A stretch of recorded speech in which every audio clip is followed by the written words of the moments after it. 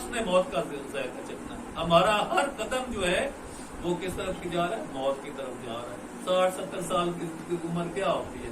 मेरे नबी की उम्र 63 साल थी। अल्लाह ने उनको भी बुला लिया, उनको भी जरूरी नहीं समझा कि इस दुनिया में रहे।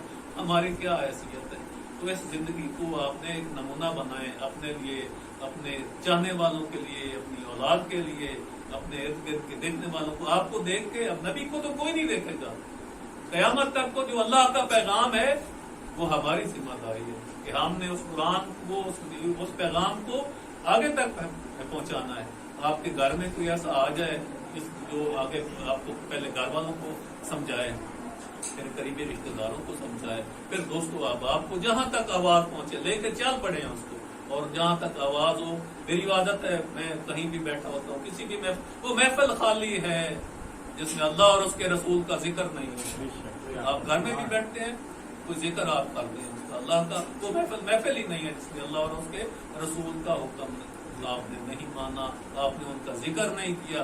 तो अल्लाह का जिक्र अज़कार, अल्लाह कहता है मुझे सोते जागते उठते बैठते मेरा जिक्र करो। महफिल में आप जहां मेरे अल्लाह का जिक्र आएगा वहां मोहम्मद रसूलुल्लाह सल्लल्लाहु अलैहि वसल्लम का भी जिक्र आएगा। तो उसके जिक्र में भी, नबी पाक सल्लल्लाहु अलैहि वसल्लम के जिक्र में गुलू जो है वो भी बहुत सख्त गुनाह है। ऐसा ना हो कि हमारी इबादत जो है वो रद्द कर दी जाए।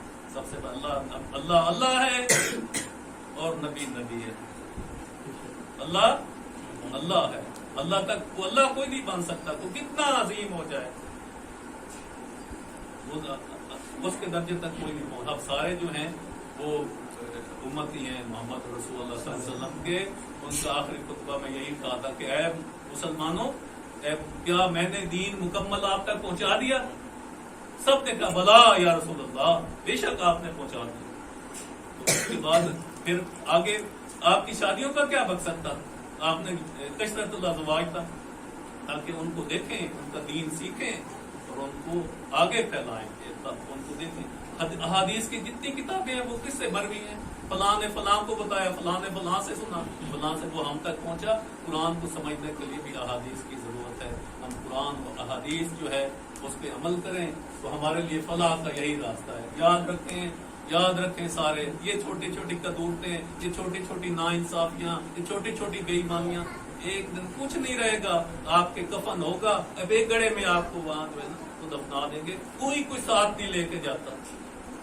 हमने अगर अपने बच्चों को हराम खिलाया तो क्या खिला लिया? हलाल का एक लुकमा हराम के 1000 लुकमों से बेहतर है।